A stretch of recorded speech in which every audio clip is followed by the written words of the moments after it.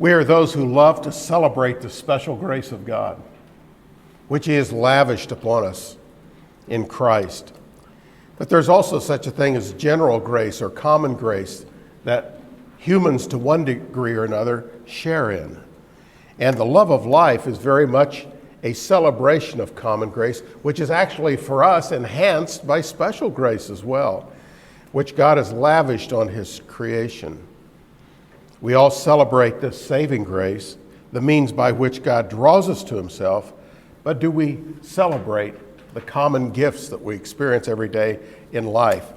There's a book called God Speaks Today, published by InterVarsity Press, in which John Stott has made this statement: "A more grateful celebration there should be among us, uninhibited by our lingering evangelical asceticism. For the truth is that a world-denying Gnosticism has not yet been altogether eradicated from our theology and practice. Instead, we pride ourselves in our super-spirituality, which is detached from the natural order, and we look forward to an ethereal heaven, forgetting the promise of a new earth. We tend to have a better doctrine of redemption than of creation, and so are more grateful for the blessings of grace than of nature and art." Very thought-provoking statement. What was an Ethereal heaven, like an airy heaven, a lack of material substance in it. So like software. There's more of a not. Say that. Abstract, a software heaven. There you go. Okay. Have many of you read the works of John Stott? If you have, you know that he was an avid bird watcher. And anyone who studied under him would be invited to go with him on his jaunt out into the countryside just to observe birds. You'd be taking your binoculars along. There's a young pastor down in Charlottesville, Virginia. His name's Corey Widener, and another young pastor, John Yates. And I was with them a few years ago in a meeting, and they both were interns with John Stott. And so they went and they worked with him for a couple of years, and they were working for him to help edit things that he was writing, so that they would be worded correctly and so on. But they said they were constantly being interrupted by him because he wanted to go bird watching. And so he would come in and say, "Okay, guys, I don't know what you're doing, but whatever you're doing, drop it. We're headed to the countryside." And they would head out into the countryside and take their binoculars with them, and he would tell them about birds, explain the whole world of birds to them, and all of these sorts of things. So he was one who really enjoyed that. And I think we find in that a challenge to us all to take time to enjoy those very same kind of things. It was a passion and a pursuit with him, unapologetically. He enjoyed life. I will tell you that most of the Christians that I have come to admire carry the same quality. They embrace life. They know it is from God. And they become very enjoyable people because they've accepted these gifts of grace that God has given to us. And then John Stott goes on and he says this: "Perhaps G.K. Chesterton has put us right." And here's what G.K. wrote: "You say grace before meals. All right, but I say grace before the play and the opera, and grace before the concert and the pantomime, and grace before I open a book, and grace before sketching and painting," which he loved to do, "before swimming, fencing, boxing, walking, playing, dancing, and grace before I dip the pen in ink." Isn't that great? People say, if you don't know who G.K. Chesterton was, he was a journalist, worked on Fleet Street in London, and an artist, a prolific writer. And they say if you took all of his works and put them together, the books that he's written and all the newspaper articles, it would comprise about 250 books. So he says, "I say grace before I dip my ink and my pen in the ink." That's neat. Stott goes ahead to say, we should determine then to recognize and acknowledge, appreciate, and celebrate all the gifts of the Creator, the glory of the heavens and the earth, of mountain, river, and sea, of forest and flowers, of birds, beasts, and butterflies, and of the intricate balance of the natural environment, the unique privileges of our humanness, rational, moral, social, spiritual, and physical, as we are created in God's image and appointed His stewards, the joys of gender, of marriage, of sex, of children, parenthood, and family life, and of our extended family and friends, the rhythm of work and rest, of daily work as a means to cooperate with God and serve the common good, and of the Lord's Day, when we exchange work for worship, the blessings of peace, freedom, justice, and good government, and of food and drink, clothing and shelter, and our human creativity expressed in music, literature, painting, sculpture, and drama, and in the skills and strengths displayed in sport. To reject these things is to abandon the faith, since it insults the Creator. To receive them thankfully and celebrate them joyfully is to glorify God, who richly provides us with everything for our enjoyment. The doctrine of creation has wide ramifications, as we have seen. It is the secret, he says, of developing a positive, world-affirming, grateful attitude to life, and of having a strong conscience which liberates us to enjoy the good gifts of the good Creator. Timothy is to point these things out to the brothers, is what Paul says to him. So, despite our many concerns, which we will never be free from, as long as we're in this world, we can become lovers of life. Daily we should use some minutes to take pleasure in what is around us, the flowers, the birds, a cup of tea while listening to Rachmaninoff or reading a book. Weekly we should take a greater portion of time, a hike, a bike ride, a drive to the mountains, a concert, in order to have a change of pace and activity. Yearly we should take even a greater chunk of time to renew our minds and bodies. Our mindset is to revel in the goodness of God's common grace as well as special grace, and become a lover of life. And enjoy sitting in the atrium and listen to Bill Edgar play jazz. I don't know how many of you made that last night, but I sat there and listened. My wife went right over and sat by the piano. She's a pianist, and his jazz arrangements are just incredible. Gifts of God, which we as His people should be enjoying. What does this have to do with disciple making? Actually, quite a bit. If you love life, you become an interesting person, an engaging person, one who people want to spend time with.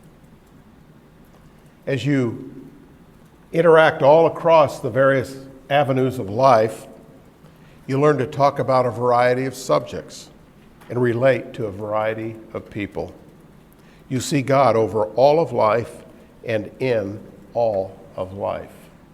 I mentioned to you a moment ago neighbors we have who are not Christians, and we've lived next door to them for years, and we really don't have much in common in terms of faith, education, vocation, goals, or political views. We've seen many people we know come to Christ, but this is sort of like the Lord saying, okay, you know, it's me that does it, not you, and we have them living next door to us. But we have shared interests with them due to our humanness, due to the way God made us and the life that He's given to us, that we are able to enjoy biking and wild birds and wildlife that we see around our property. We both have a creek that runs behind our homes and kind of a wooded area. And we see owls and hawks and blue herons, and even more recently, a bald eagle has been perching in the trees behind our homes. We see deer regularly, and sometimes coyotes and foxes wander across our backyards.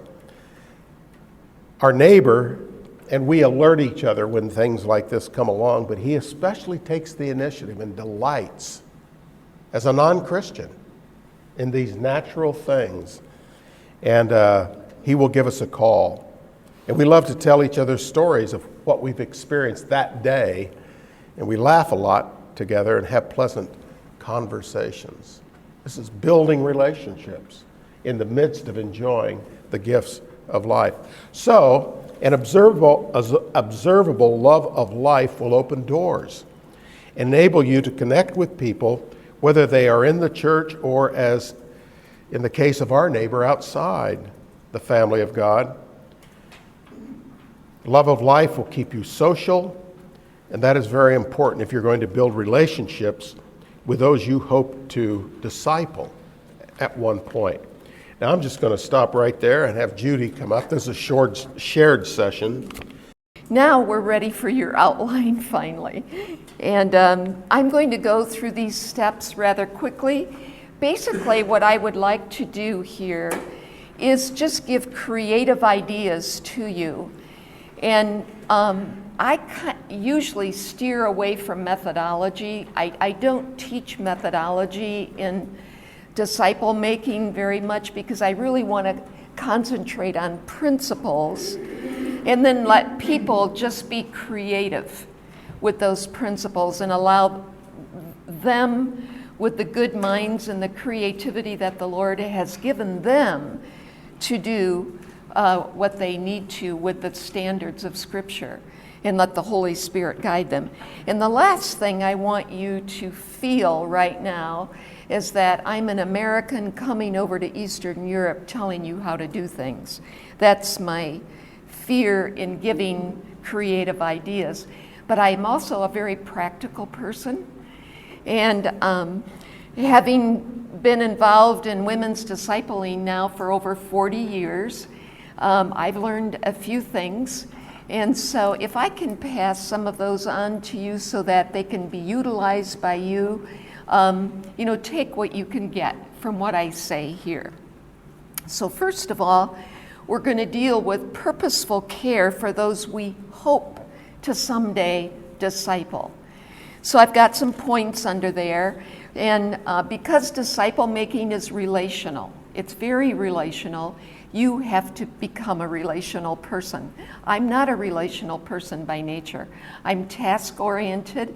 I like to get things done. I feel very good when I'm productive and I do something well. Both Christians. I think you are closely related there. And he'll go hang out with people for hours. And I'm ready to get back home so I can do something. And I love being alone. I love being alone in the garden, and I love being alone when I'm cross-country skiing, which we did a lot of this winter because we had such a beautiful winter. And I love reading. I love quiet, even though I listen to a lot of music. So I had to learn to hang out with people. So the first point is you have to be intentional about contact. And when women will say to me within our church, well, I would really like to lead a discipleship group, but I don't really know who to disciple, I'll say, well, what relationships do you have? And they say, well, I know so-and-so kind of well. And I say, do you go to the women's retreat? Well, no. Well, the women's retreat is a really good place to get to know women. Do you come to the church dinners that we have and sit and have meals with people? You know, if you want to put your antenna up and look and think, who are the people that need discipling, you've got to hang out with them. So you've got to be where they are. Just like the verse that we've said, Jesus chose the 12 that he might be with them. So that's the whole purpose of our developing relationships with people that we want to disciple. We want to be with them, so we have to be intentional about these things. Jesus was. So I'll quickly go to the next one, which is genuine interest. In making contact, we need to be authentic and not come across like this person has now become our project. We've got our eye on them, and we would like to corner them and ask if they can be in our discipleship group. I think our interest has to be genuine to the point that we really care about them beyond whether or not they would ever land in our discipleship group. Many times when I'm meeting with a woman to explore whether or not we should be in a discipling relationship together, and we can both tell that maybe it would be better if she were with someone else, or she's not ready because she's not really available at this point in her life, I don't just immediately cut off the conversation and say, well, bye, that's that.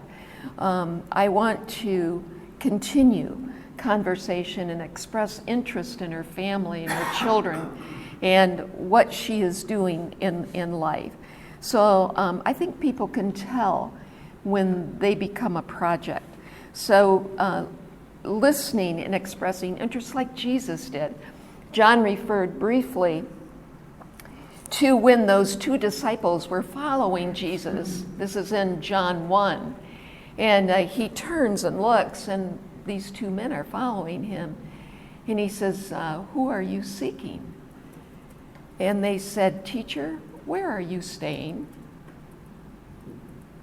And Jesus very easily could have said, on the east side of town, you know, a half mile from here, take the first right, I'm the second house from the corner, and answered their question that way. But what did he say? He said, come and see. So he invited them to the place where he was living, and the text says they spent the rest of the day with him. So we notice right away that Jesus was hospitable. And he took genuine interest to the point of opening his arms and his home to those men. I'm very impressed with that. I think it's a wonderful example. The third point is sometimes you have to plan get-togethers when you're exploring group selection, especially who you would like to be someday in your group. And I call some of these things walks and talks. I'll invite women to have a walk and talk. Let's take a walk together so we can just chat.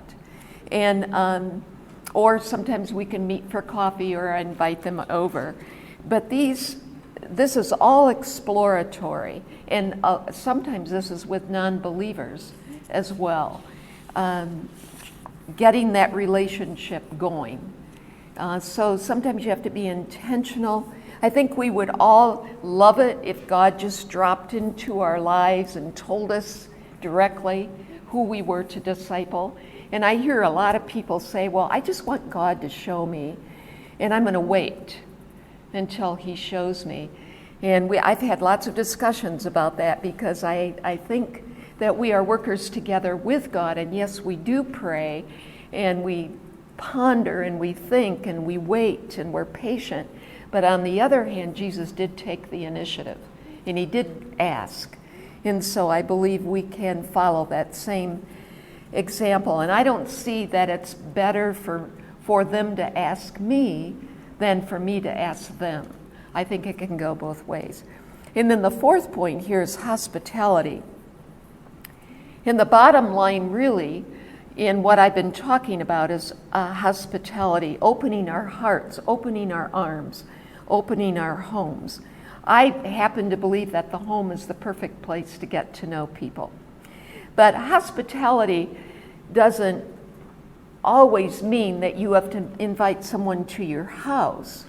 We can be hospitable by inviting people to join us on something. We've asked people to join us at our family camp, and we sort of become responsible for them, and we'll give you illustrations of how some of those people actually came to Christ. I've invited people to, when I get some free tickets to the symphony, I will intentionally invite someone to go with me if Tom is not interested and doesn't want to. But I never let a ticket to the symphony go to waste, and I can always find a taker. But this is a really good means to invite a non-believer. You know, would you like to go to the concert with me? Or to a ball game. Hey, we're going to go to the football game Friday night. You want to join us? Or to sometimes a banquet is a good event, even for non-believers. After we are finished with this week, we're going to go to Lyon, France, because our daughter and her family live there. And we're going to spend a week with them. And something that I really admire about my daughter and her husband is that they are so hospitable.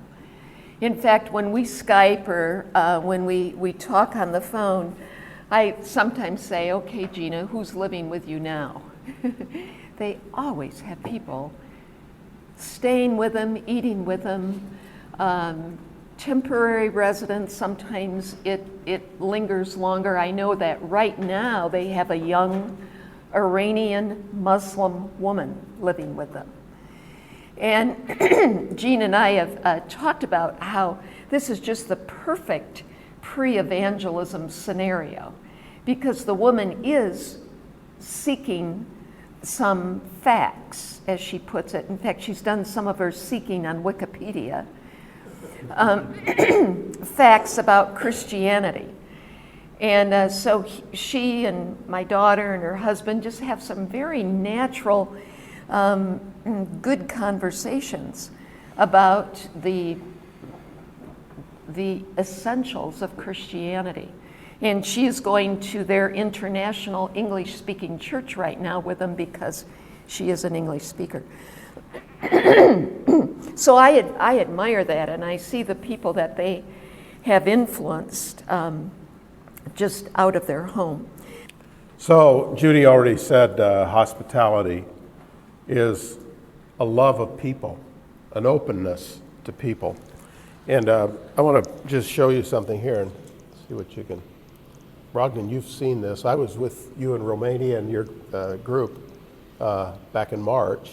So you to see them again. Okay, so you've I'm going to ask a question here, so you keep your mouth shut, okay, and don't try to answer this. Just take a look at this number of people here, and what the plus means is that's how many children were involved. So we have Judy Harding +3. She was a single lady with 3 children. Wayne and Ingrid Fishbeck had 3 children, and so on. Just take a look at that, and what would you say they have in common? Children. Several of them do. We got a few in there that didn't have children. Pardon? Street? Street. What is he saying? Street. Like street, road. Oh, live on the same road? Is that what you mean? Yeah. No. Good try. Anybody else want, after that put down, does anybody else want to try? They probably all need salvation. They what? They all need salvation. Okay. They are all our neighbors. And when we met all of them, Well, that's what he thinks he said. that's what you said? But They're our neighbors. These are at various locations. They're not at. Yeah, not on our street, but so they've all been our neighbors, and in each case, when we met them, they were non-Christians. They did not know Christ. And so, as Judy said, why this happened, I'm not sure, but early on in our married life, we just seemed to see the need for this, and maybe it's because we just enjoy people, but we would invite them to our home. And I would say in every case, our relationship with these people began around our dinner table by having them just come to our home and have dinner together.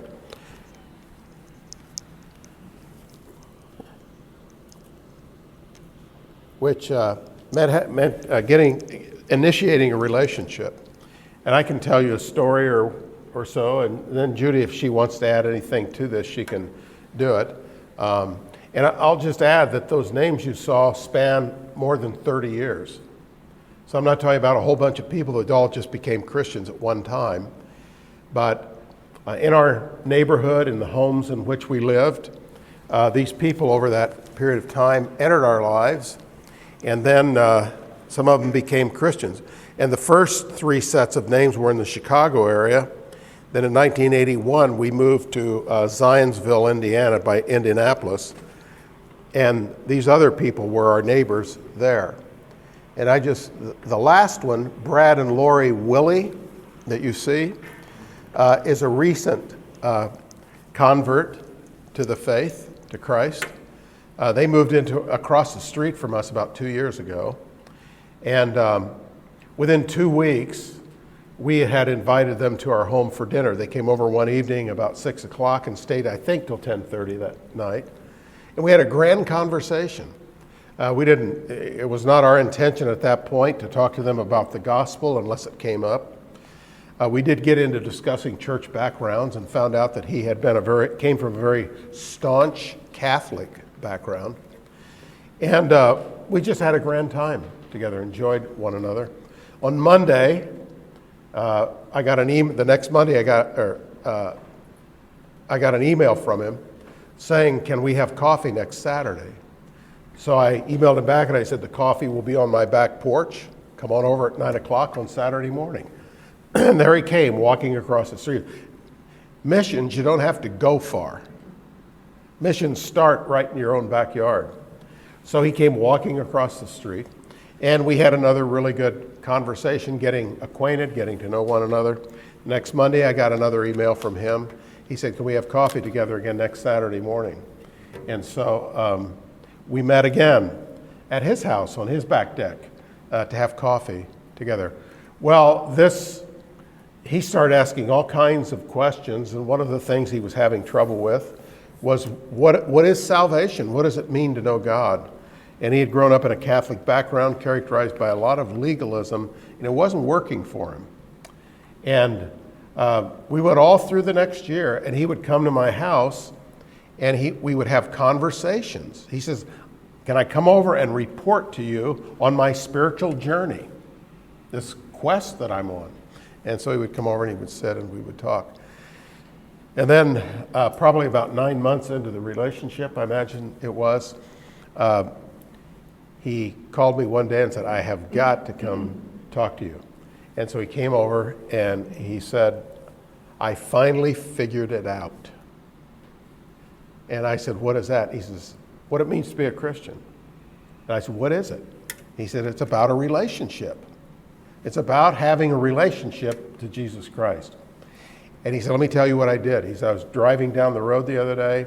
I pulled off the side. I turned my car off, and I prayed to God and said, I want to be a Christian. And I see now that it's a relationship that I must have with you." And so he invited Jesus to come into his life. And then after he got done telling me this, he said, "Is this okay? Can you do it that way?" And I said, "That's exactly where it begins, is in a relationship with Christ." And since that time, we've seen him grow and grow and grow. His wife, Which one is he? it's the couple at the bottom right here, right here. Glad you asked that. And his wife grew up in a Pentecostal church, and when she married him, got away from that, and joined him in the Catholic Church, and now has kind of reestablished her faith, and the two of them are just growing like crazy. I'll be starting a new men's discipleship group in the fall, and he's going to be in it. Judy's starting a new ladies group, and Lori, this is Brad and Lori, and they're going to be in that group. Every one of these is a story. I'll just point to the man at the top. He lived across the street from us when we first moved into Zionsville, Indiana. And he liked to work out in the yard, do his lawn and things like that. And I would work in our front yard, and we had a busy street in front of us, so we'd yell back and forth to each other. And then one day I walked across the street and actually started talking to him. And Dave had been divorced. He had a couple of kids living with him. But through that relationship, and by him coming to our home right after he'd had hernia surgery, and I believe it was for Christmas that we invited him. Judy happened to think of him a couple days before Christmas, called him, said, "Do you have any place for Christmas?" And he said, "No, I'm just planning to stay home. I just had hernia surgery." And he said, "If I came to your home, I just have to lie on the floor." And we said, "Come on over, we'll lie on the floor with you." So he came, we had lunch together, we didn't lay down on the floor, and I think played some board games together, and he stayed till about 11 o'clock that night. Well, later Dave became a Christian. The sad thing I have to tell you is that he got cancer a couple of years ago and passed away, and I preached his funeral a year ago in January. So that's a sad part of the story, but one who came to know the Lord. Each one of these is just a very wonderful story of how God works in the lives of people. Let me just add one thing here so you can see this, and we can think further about the importance of hospitality. Romans 12:13 says, "Pursue hospitality." If you scholars can go check it, it's a command. And as we grow in discipleship, in understanding discipleship, I always like to say the better part of discipleship is obedience. It's learning the teaching of Jesus, the commands of Jesus, and having the courage to obey them. And so when we get commands like this, we have to seriously think about what they mean. All of us are called to pursue hospitality. We need to figure out, what does that mean in my life? Yes, we know it means an open heart toward people, a lover of strangers, a care for people. But practically, how do we work that out? How do we make that work in our lives? And Peter says, practice hospitality without complaint. Why does he say that? Sometimes they don't leave. Sometimes they don't leave, they stay late. Sometimes something gets broken. Sometimes if they come with the kids, they have unruly kids. There are all kinds of reasons we can complain. But hospitality calls us to embrace and love people. Then Titus, this is pretty sobering.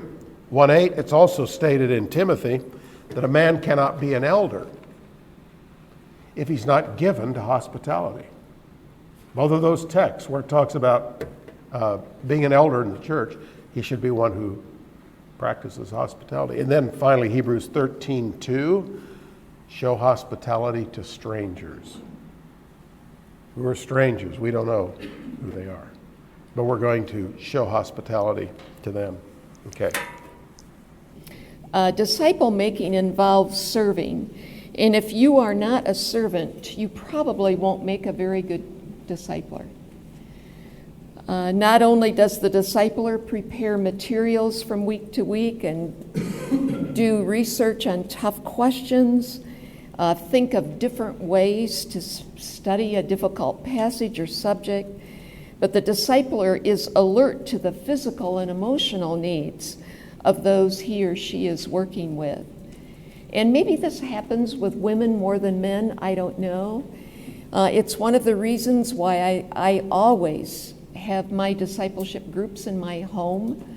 I think they can get to know me better in my own setting, but mainly I can serve them better in the home.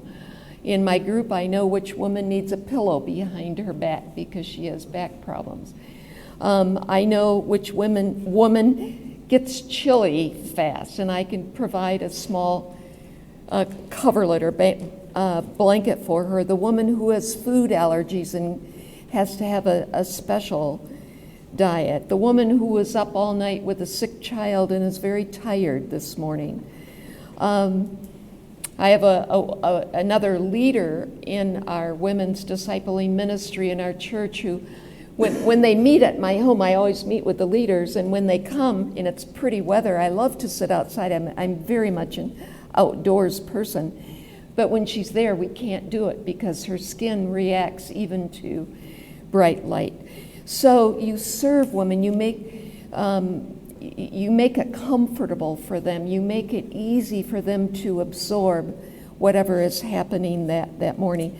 I always serve breakfast to my group on Thursday morning, and I try never to repeat a recipe, so that in the 2 years period of time, they really don't know what they're going to get. You can do a lot with eggs, by the way. So it's always creative, it's new, it's not boring. I try to vary where we sit in the house, sometimes around the table, sometimes outside, sometimes in front of the fireplace. So it's always interesting, and I just feel I can do that better in my home. I can just be more creative, and they can see who I am better, and I do want them to get to know me for who I am. So a lot of service is involved when you when you engage with people and you begin investing in their lives. Number 2, listening.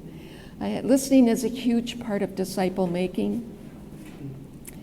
If you had to write down the name of a person in your life who's a good listener, would you be able to identify that person? I think we know when someone's a good listener, don't we? We can tell by their body language, by their eye contact, just the politeness in not finishing a sentence or interrupting. And when I have a group going in my home, I find that as each person contributes to the discussion, it's really important for me to make sure that I'm really hearing what they're saying. Because sometimes I assume that they know something when they really don't. Or they're stating something, but they don't have their doctrine right yet in this area. So I think there's group listening, and then I think there's individual listening. When I meet with them one-on-one, that I'm really hearing what they're saying. And I think being a good listener is one of the best ways to honor a person. I think it's observable love. When you, there have been people who I know are very busy, but when I'm standing in front of them talking to them, they give me the impression that I'm the only person in the world. And I feel like I'm the center of their attention, and I so appreciate that. I feel so honored by them that they would give me that kind of attention. The third area is equipping. I think observable love can be expressed in the way you equip your people. We heard such a good teaching on this by Mark the other night out of Ephesians 4. That God gives gifts to the church for the equipping of the saints. And this means to prepare them, to provide for them, to supply them with the tools that they need. And this is ultimately what we do in disciple making. We want to equip people so that they, in turn, can equip others. I just love that paragraph in Ephesians 4 where Paul says, to equip the saints for the work of the ministry. That's what we're doing. We're equipping people so they can do the work of the ministry, for the building up of the body of Christ until we all attain to the unity of the faith and of the knowledge of the Son of God, to a mature manhood, to the measure of the stature of the fullness of Christ, so that we may be no longer children, tossed to and fro by the waves and carried about by every wind of doctrine. Rather, speaking the truth in love, we are to grow up in every way. I know in America sometimes we say, why doesn't he just grow up? And Paul says this here, that we may grow up in every way into him who is the head, into Christ, from whom the whole body, joined with which it is equipped, when each part is working properly, makes the body grow so that it builds itself up in love. That's a very meaty passage. Okay, and then that involves preparing good materials. Like John said, we often ask each other, what do you use? And I'm not going to get into the curriculum that has developed over my years of a disciple making, and Tom has developed a curriculum, only to say that if disciple means learner, if disciple means pupil, then there has to be content. There has to be knowledge. We can't just get together and say, well, how are you doing? You know, how are you feeling? That kind of thing. But we've got to give content so that we have a meaty discussion and so that something can be applied. But in addition, even to a curriculum that I've written, I'm always looking for current materials, articles, books, sometimes that we can read even a chapter or two out of together, that will make it relevant to the time in which we're living. So that's one of the joys of being a discipler, is that you're always searching, you're always researching, you're always looking and studying materials.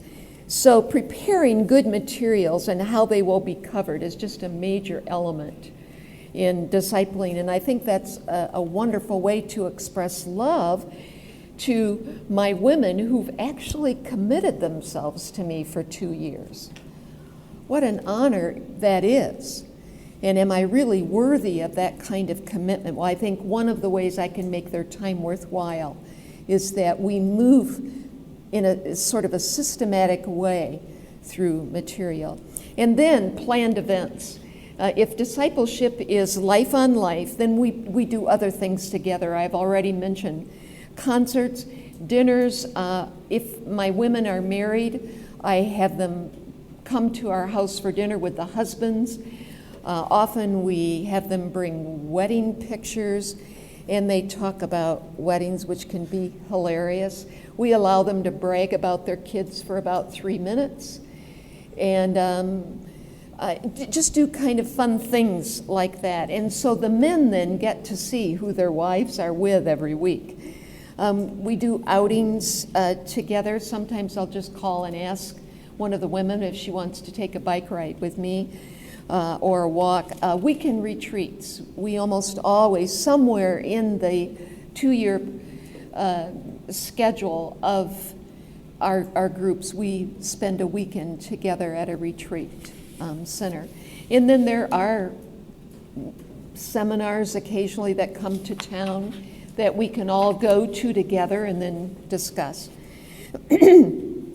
And once again, this is all done within the context of hospitality. Hospitality, to me, just keeps showing up all the time in disciple making. Okay, we're on to our third point now.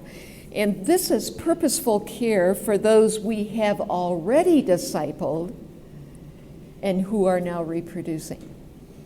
And this is the real joy of disciple making, when the people you spent time with are now doing the same thing. And I think that is the completed circle. I really don't think someone is adequately discipled until they are doing it. So that's what we want to move them towards. So I find that my life is filled with relationships because someone has asked the question, when is discipleship over? I don't think it ever is. I think those relationships take on a different dynamic, but you are always going, unless you move far away geographically from people you've worked with, but I think you will always have a really substantial relationship with these people, and especially if they become leaders of groups. So just as a practical example, I meet with the other women leaders every 3 months. We would love it to be more often, but none of us can manage it. We're all leading groups ourselves. Most of these women are involved with families and so forth. So we get together every 3 months at my home, and we spend a good chunk of time together, and kind of report on how our groups are going, where we are with our schedule, with our curriculum, with women. But most of our conversations are theological in nature. And it really is iron sharpening iron because of the questions that come up in our group. And so we'll say, is there a better way to teach the creation order out of Genesis 1 and 2? How have you made this work? And then what about the creation order? Are we understanding this the way we should? And we all love our discussions. And I try to have fresh materials for them so that we can read stuff together and discuss it and say, what do we think? Do we want to include this? Do we want to add this as sort of a supplement? So we have to have scheduled meetings. And then the equipping continues. I get phone calls from the leaders of our women group saying, can I have a clean copy of that handout that you gave us 3 years ago, blah, blah, blah, blah. So I look for that, and it seems like I'm always getting materials to women. And then answering questions either via email or phone call. What do you do? I've got a real talker in my group. Is it time for me to get together with her personally, or do I keep just trying to divert the conversation away from her? Sometimes we have to talk about group dynamics and how to handle the person who's just very shy or very extroverted. Like I said, we do reports on group progress, but I want to make sure you understand that when we do that, we don't divulge confidences. When things are shared within our group that we are praying for, boy, do we protect that. And because we want the trust level in our groups to really rise so that we have good worship, that we have good prayer, and we have good sharing time, that this is an accountability group, and the women feel safe. And when it's time for them to divulge something that they want prayer for, that it's within a safe, protected environment. So we don't share things like that with each other. Theological, doctrinal questions, creative ideas for curriculum. Alumni reunions. Every now and then, this doesn't happen very often, because I've had, I think I've had 14 discipleship groups in our present congregation that have involved 54 women. I usually take 4. So every now and then we have a reunion, and we just get everybody together, and then the people that they are discipling come. And then women can tell who discipled them way back then, and what they've been doing since, how they have used the material, what ministries have developed in their lives. And those are always very encouraging times. And I'll just say this, and I mentioned this yesterday to some of you, that if disciple making is life on life, you know, your life really gets filled up socially. That's what I'm finding. That's why I really can't do more than 4 women at a time. 2 groups ago, I had 4 women, and among them there were 20 children. And a lot of those children were teenagers, and some of them were our star football players and basketball players in town. So I would go to their football games and basketball because I wanted to see John play, because he was the son of Katie in my group, or Scotty play basketball. Birthday celebrations, I get invited to those things, and then when they get married, I get invited to their weddings or their graduations, and And it means a lot to the women in my group if I can observe their children doing what they do so well. Some of them are very involved with music in our high school, and they put on wonderful concerts. So being a steward of time when you're involved in disciple making is really critical. And you have to allow space in your life so that you can do this. You can enter into their life and enjoy it with them.